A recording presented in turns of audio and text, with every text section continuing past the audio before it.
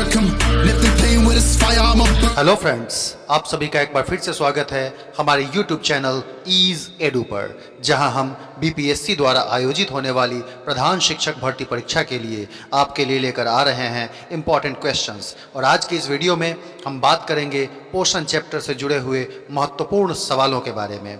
दरअसल ये आज हमारा पोषण चैप्टर का पहला भाग है। इसका दूसरा भाग अधिक क्वेश्चंस होने के कारण और ये बहुत इंपॉर्टेंट चैप्टर है सजीवों में पोषण, इसीलिए इसका अगला भाग मैं नेक्स्ट वीडियो में लेकर आऊँगा। फ्रेंड्स, तो इस वीडियो को शुरू करते हैं और बिना स्किप किए हुए पूरा अंत तक देखिएगा। हमारा पहला सवाल है, अमीबा अपना भोजन किस अंग की सहायता से ग्रहण करता है? तो इसका राइट आंसर होगा कूटपाद। जी हाँ, कूटपाद को सूडोपोडिया भी कहा जाता है इंग्लिश में, जिसे हम सूडोपोडिया यानी कि फॉल्स फीट अर्थात ये छद्म पैर होते हैं। मीन्स अमीबा में किसी प्रकार का विशेष अंग नहीं पाया जाता है, क्योंकि यह एक कोशिकीय जीव है, अर्थात एक ही कोशिका से बना होता है। तो यह अपने शरीर के आकार को ही, अपनी कोशिका का जो इसका बाहरी घेरा होता है, उसी को यह अलग अलग विभिन्न आकृतियों में मोड़ सकता है और इससे कूटपाद का निर्माण करता है। ये कूटपाद ही भोजन को पूरी तरह से घेर लेते हैं और इसकी सहायता से वह अपना भोजन ग्रहण करता है। हमारा अगला सवाल है, कौन सी पक्षी आकार में सबसे छोटी होती है? तो फ्रेंड्स, इसका राइट आंसर होगा हमिंग बर्ड। जी हाँ, हमिंग बर्ड केवल 5 से लेकर के 20 सेंटीमीटर तक अधिकतम लंबी होती है। यह ऊपर, नीचे, दाएं, बाएं सभी दिशाओं में उड़ान भरने में सक्षम होती है। और हमिंग बर्ड की चर्चा यहाँ इसलिए की गई क्योंकि यह भी पोषण से संबंधित है, क्योंकि यह पोषण के रूप में फूलों के परागकण तथा मकरंद को ही चूसती है।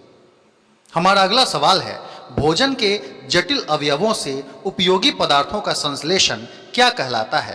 तो इसका राइट आंसर होगा पाचन। जी हाँ, भोजन हम सभी करते हैं और भोजन में पाचन का अर्थ होता है कि एंजाइम की उपस्थिति से जब भोजन जो जटिल पदार्थ होते हैं उनका संश्लेषण उपयोगी पदार्थ के रूप में कर लिया जाता है। हम लोग अलग अलग प्रकार के भोजन करते हैं, लेकिन शरीर को केवल पोषक तत्वों की आवश्यकता होती है, जैसे कि कार्बोहाइड्रेट, प्रोटीन, वसा, विटामिन, खनिज लवण। और इन सभी को सरल रूप में कन्वर्ट कर देना, जो भी हम पदार्थ ग्रहण कर रहे हैं उससे, तो उन जटिल कॉम्प्लेक्स चीज़ों को बिल्कुल सिंपल चीज़ों में कन्वर्ट करने की जो प्रोसेस है, इसी को हम डाइजेशन अथवा पाचन कहते हैं। फ्रेंड्स, हमारा अगला सवाल है, पचे हुए भोजन का रसांगुल द्वारा ग्रहण करके रक्त में मिलने की क्रिया क्या कहलाती है? तो फ्रेंड्स, इसका राइट आंसर होगा अवशोषण। जी हाँ, हमारे जो आंत होते हैं उसमें बड़ी आंत में उंगली के समान रचनाएं पाई जाती हैं, जिन्हें हम रसांगुल कहते हैं। रसांगुल, जिनको विलाई भी कहा जाता है इंग्लिश में, और ये विलाई ही उसके सतह के क्षेत्रफल को बढ़ा देते हैं। जो बड़ी आंत है उसके सतह का क्षेत्रफल बढ़ जाता है उंगली के समान रचनाओं से, और इसके कारण भोजन आसानी से बड़ी आंत में अवशोषित हो जाता है। इसलिए रसांगुल द्वारा ग्रहण करके रक्त में मिलाने की जो प्रक्रिया है, इसे हम अवशोषण, जिसे इंग्लिश में एब्जॉर्प्शन के नाम से जानते हैं। फ्रेंड्स, हमारा अगला सवाल है, शरीर की वृद्धि और विकास के लिए पचे हुए भोजन का उपयोग करना क्या कहलाता है? तो इसका राइट आंसर होगा स्वांगीकरण। जी हाँ, स्वांगीकरण को एसिमिलेशन भी कहा जाता है। शरीर की वृद्धि और विकास के लिए हमें पोषक तत्वों की आवश्यकता होती है, और ये पोषक तत्व भोजन में पाचन प्रक्रिया के जरिए ही निश्चित रूप से उत्पन्न होंगे। तो पाचन प्रक्रिया के बाद शरीर क्या करेगा? उनका अवशोषण करेगा। तो ये सब एक बिल्कुल निश्चित रूप से सिस्टमेटिक फॉर्म में चलता है। सबसे पहले हम भोजन को ग्रहण करते हैं, भोजन ग्रहण करने की जो प्रक्रिया है उसे हम अंतर्ग्रहण कहते हैं। इसी प्रकार अंतर्ग्रहण करने के बाद तब पाचन शुरू होता है। पाचन के बाद हमारा शरीर उन पोषक पदार्थों को अवशोषित करता है, और तब इसे हम अपने शरीर में अपने वृद्धि और विकास के लिए शरीर हमारा उसको यूज़ करता है, यूटिलाइज करता है। यह प्रक्रिया ही स्वांगीकरण अथवा एसिमिलेशन कहलाती है। फ्रेंड्स, हमारा अगला सवाल है, अपचित भोजन पदार्थ का आहार नाल से बाहर निष्कासन क्या कहलाता है? तो फ्रेंड्स, इसका राइट आंसर होगा बहिष्करण या निष्क्रमण। बहिष्करण भी कह सकते हैं इसे आप, और निष्क्रमण भी कह सकते हैं, जिसे इंग्लिश में इजेशन के नाम से जानते हैं। जी हाँ, भोजन करने के बाद जब भोजन का पाचन हो जाता है तो कुछ बचे हुए अपशिष्ट पदार्थ रह जाते हैं, जो शरीर से बाहर निकालना आवश्यक होता है, क्योंकि ये विषैले होते हैं। इसीलिए शरीर से बाहर इन्हें मल मूत्र के रूप में त्याग करने की जो प्रक्रिया है, इसे ही हम बहिष्करण के नाम से जानते हैं। फ्रेंड्स, हमारा अगला सवाल है, अमीबा में भोजन का पाचन कहाँ होता है? तो इसका राइट आंसर होगा भोजन रसधानी, फूड वैक्यूल। दरअसल अभी अमीबा के बारे में जब मैं बात कर रहा था उसमें बताया मैंने कि यह कूटपादों से भोजन को घेर लेते हैं। तो यही कूटपाद जब आपस में जुड़ जाते हैं, सट जाते हैं, तो एक बड़ा सा होल जैसा हो जाता है जहां पर भोजन घिर जाता है। उसी भाग को हम भोजन रसधानी कहते हैं, जिसमें भोजन के साथ जल भी उपस्थित होता है और यह भोजन को पहले अम्लीय और फिर क्षारीय अवस्था में उसको पाचन कर देता है। तो भोजन रसधानी से वहां पचता है और उसके बाद वह शरीर में अवशोषित हो जाता है और फिर जाकर के वह कूटपाद फिर से खुल जाते हैं और अनपचा भोजन उसके शरीर से बाहर हो जाता है। हमारा अगला सवाल है, मनुष्य में अस्थायी दांतों को किस नाम से जाना जाता है? तो फ्रेंड्स, इसका राइट आंसर होगा दूध के दांत। जी हाँ, आप सभी जानते हैं कि मनुष्य में दो प्रकार के दांत होते हैं। एक जब बच्चा जन्म लेता है उसके कुछ माह के बाद उसमें दूध के दांत, जिसे हम मिल्क टीथ के नाम से भी जानते हैं, तो मिल्क टीथ उसमें आते हैं। लेकिन मिल्क टीथ जब बच्चे 6 से 8 साल के हो जाते हैं तो फिर वो मिल्क टीथ गिर जाते हैं, दूध के दांत गिर जाते हैं और उनकी जगह नए और अस्थायी दांत हो जाते हैं, उत्पन्न हो जाते हैं। तो इन अस्थायी दांतों को हम दूध के दांत कहते हैं, क्योंकि अस्थायी इसलिए हैं क्योंकि ये परमानेंट नहीं होते हैं, कुछ समय के बाद फिर ये वापस अलग हो जाते हैं। हमारा अगला सवाल है, मनुष्य में अस्थायी दांतों की संख्या कितनी होती है? तो इसका राइट आंसर होगा 20। आप सभी जानते होंगे कि अस्थायी दांत जो होते हैं वो 32 होते हैं मनुष्य में, लेकिन जो परमानेंट टीथ होते हैं वो तो 32 हैं। बट अस्थायी दांत जो मिल्क टीथ होते हैं इनकी संख्या केवल 20 होती है और 6 से 8 साल की उम्र में ये सभी दांत फिर बच्चे से अलग हो जाते हैं। हमारा अगला सवाल है, स्थायी दांत कितने प्रकार के होते हैं? तो फ्रेंड्स, स्थायी दांतों को यानी कि परमानेंट टीथ, जब दूध के दांत गिर जाते हैं उसके बाद उनकी जगह पर जो दांत जन्म लेते हैं वो परमानेंट रहते हैं और वो अगर टूट जाते हैं तो फिर उनकी जगह कोई नए दांत नहीं निकलते हैं, इसीलिए उनको हम स्थायी दांत कहते हैं। तो अस्थायी दांत की कुल मिलाकर के 4 प्रकार के होते हैं, जिसमें सबसे पहला होता है कृंतक। कृंतक को इंग्लिश में हम इंसाइजर भी कहते हैं और इनकी कुल संख्या 8 होती है। यहाँ मूल रूप से इनकी संख्या बहुत इंपॉर्टेंट है। कृंतक, जिनको इंसाइजर कहते हैं, इनकी संख्या 8 होती है। रदनक, जिसे हम कैनाइन के नाम से जानते हैं, इनकी कुल संख्या 4 होती है। अग्रचवर्णक, जिसे हम प्री मोलर्स भी कहते हैं, इनकी कुल संख्या 8 होती है। और चवर्णक, जिन्हें हम मोलर्स भी कहते हैं, इनकी कुल संख्या 12 होती है। इस प्रकार स्थायी दांतों की कुल संख्या जोड़ने पर 32 हो जाती है। फ्रेंड्स, हमारा अगला सवाल है, भोजन को कुतरने अथवा काटने का काम किस दांत का होता है? तो इसका राइट आंसर होगा कृंतक। कृंतक, जिसे हम इंसाइजर कहते हैं, तो यह सबसे आगे वाले जो दांत होते हैं हमारे, वो कृंतक होते हैं, इंसाइजर्स होते हैं। इनका मूल रूप से काम होता है भोजन को कुतरना, यानी कि उसको काटना, उसको महीन टुकड़ों में काटने का काम हमारे कृंतक करते हैं। हमारा अगला सवाल है, रदनक का क्या कार्य होता है? रदनक, जिसे हम कैनाइन कहते हैं, तो रदनक का मुख्य रूप से, चूंकि रदनक थोड़े नुकीले टाइप के होते हैं, जो कि आगे वाले जो हमारे दांत है इंसाइजर के जस्ट बगल में नुकीले दांत जो हैं ये कैनाइन्स होते हैं। और यह कैनाइन नुकीले होने के कारण भोजन को मुख्य रूप से चीरने फाड़ने का कार्य करते हैं, जिससे भोजन महीन टुकड़ों में मुंह के अंदर ही टूटने लगता है। हमारा अगला सवाल है, दांतों की सबसे ऊपरी परत को क्या कहते हैं? तो फ्रेंड्स, इसका राइट आंसर होगा एनामेल। जी हाँ, एनामेल जो होते हैं ये दांत के निर्माण में सबसे महत्वपूर्ण होते हैं, क्योंकि एनामेल से ही हमारे दांतों का निर्माण होता है। यह दांतों की सबसे ऊपरी परत होती है और यह मुख्य रूप से बनी होती है कैल्शियम फॉस्फेट की बनी होती है, या फिर इसमें कैल्शियम एनेमेलिन भी पाया जाता है या कैल्शियम फॉस्फेट भी पाया जाता है। तो इसके कारण यह हमारे दांत के सबसे ऊपरी परत का निर्माण करते हैं और यह बहुत ही कठोर पदार्थ होते हैं। हमारा अगला सवाल है, मानव शरीर में पाया जाने वाला सबसे कठोर पदार्थ क्या होता है? तो फ्रेंड्स, इसका राइट आंसर भी एनामेल ही होगा। जी हाँ, एनामेल, जैसा मैंने बताया, ये कैल्शियम फॉस्फेट से बने होते हैं।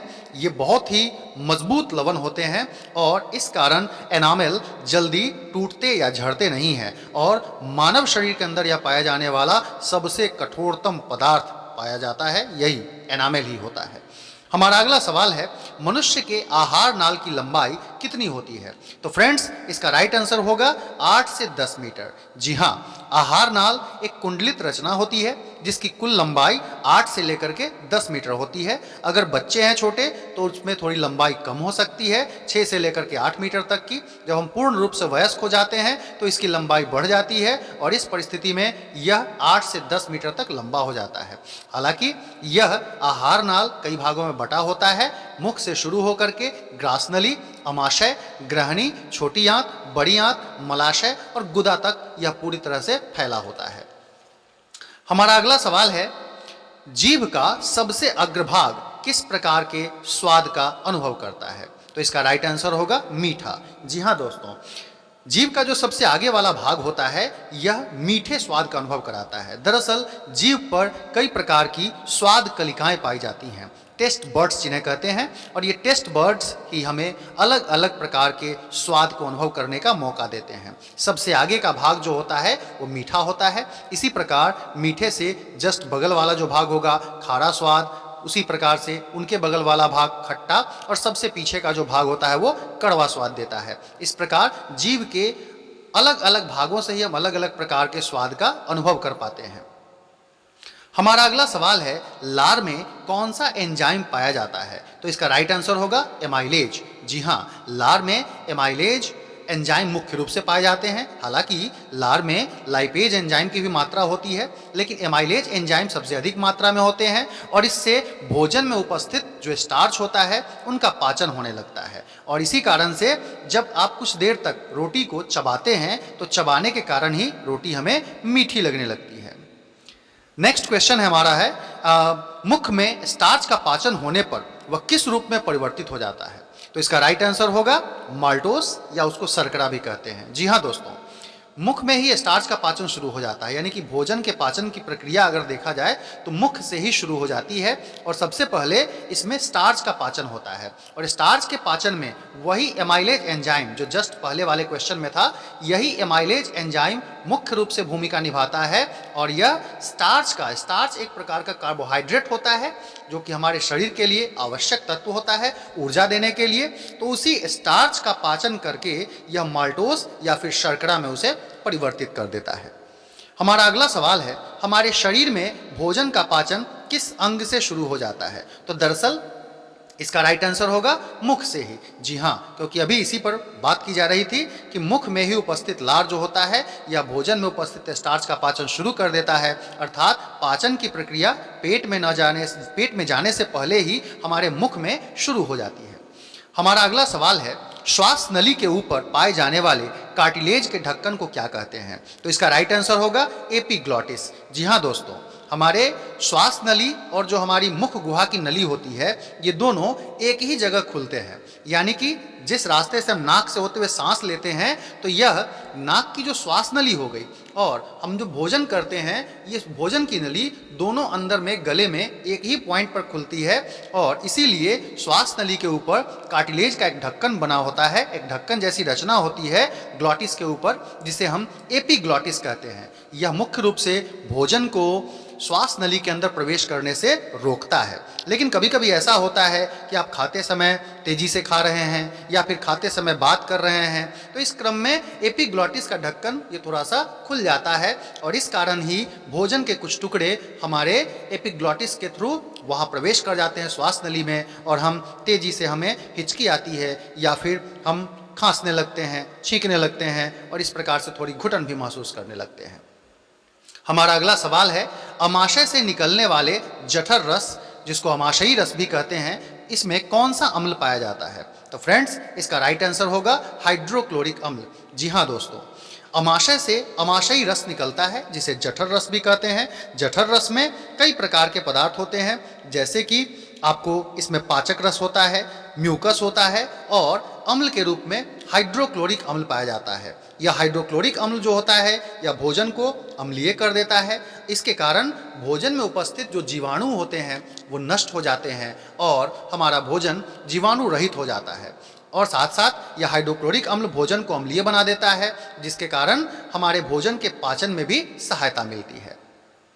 हमारा अगला सवाल है, पाचक रस प्रोटीन का विघटन किस रूप में करते हैं? तो इसका राइट आंसर होगा अमीनो अम्ल के रूप में। जी हाँ, प्रोटीन जो कि भोजन पदार्थों से हमें मिलता है वो बहुत ही जटिल पदार्थ होता है, इसीलिए पाचक रस उनका विघटन करते हैं और विघटन करके उसे वह सरल अणुओं में तोड़ देते हैं जो कि अमीनो अम्ल के रूप में विघटित हो जाता है। पाचक रस भी हमारे अमाशयी रस से ही प्राप्त होता है। अमाशय से निकलने वाले जो रस होते हैं उनमें पाचक रस और म्यूकस और हाइड्रोक्लोरिक अम्ल ये तीनों पाए जाते हैं।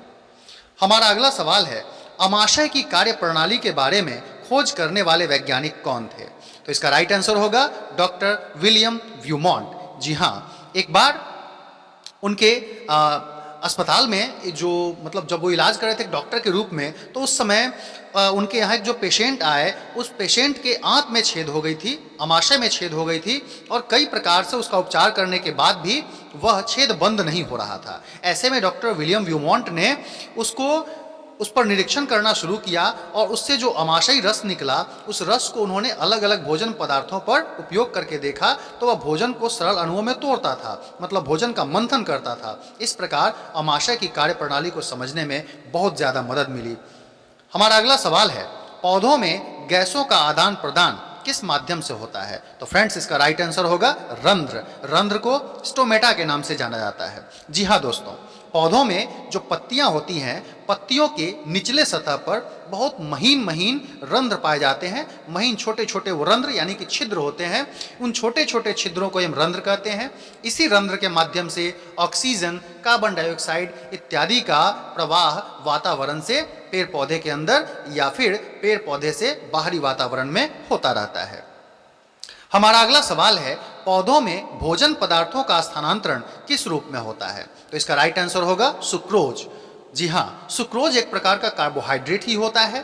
पौधे में जो भोजन बनता है, इनके भोजन बनने की प्रक्रिया प्रकाश संश्लेषण कहलाती है और भोजन पत्तियों में ही तैयार होता है। पत्तियों में जो भोजन बनता है वह मुख्य रूप से सुक्रोज होता है। वह एक प्रकार का, अब जैसे उसका जो सूत्र है C6H12O6, वो ग्लूकोज का ही सूत्र होता है। ग्लूकोज और सुक्रोज दोनों के जो केमिकल फॉर्मूला है वो सेम होते हैं। तो सुक्रोज के रूप में जो भोजन बनता है वही भोजन फिर वहाँ से स्थानांतरण हो पाता है, यानी पौधे का मुख्य भोजन जो है वो सुक्रोज ही होता है। हमारा अगला सवाल है, हरित लवक में कौन सा तत्व पाया जाता है? तो इसका राइट आंसर होगा मैग्नीशियम। जी हाँ दोस्तों, हरित लवक में यह मैग्नीशियम उपस्थित होता है और यही सूर्य के प्रकाश को अवशोषित करने में महत्वपूर्ण भूमिका निभाता है और इसके कारण ही सूर्य का प्रकाश पत्तों तक पहुंच करके जमा होता है, जिसकी उपस्थिति में पेड़ पौधे प्रकाश संश्लेषण की क्रिया कर पाते हैं। तो इस प्रकार से मैग्नीशियम उनका सबसे प्रमुख अवयव है। बिना मैग्नीशियम के हरित लवक एक्टिव, यानी हरित लवक को क्लोरोफिल भी कहते हैं, जिसे आप, और क्लोरोफिल के प्रेजेंस के कारण ही भोजन बनता है। क्लोरोफिल प्रेजेंट नहीं हो तो भी भोजन नहीं बनेगा और यह क्लोरोफिल तभी एक्टिव होता है जब उसमें मैग्नीशियम की मात्रा पर्याप्त हो। तो इस प्रकार से इस पहले भाग में हम लोगों ने इस वीडियो को देखा। इसका अगला भाग लेकर मैं बहुत जल्दी आप लोगों के पास आऊँगा और इस तरह से अगर आपको वीडियो पसंद आ रहा हो तो चैनल को लाइक करके सब्सक्राइब कीजिएगा। फिर मिलते हैं अगले वीडियो में। Till then, bye bye.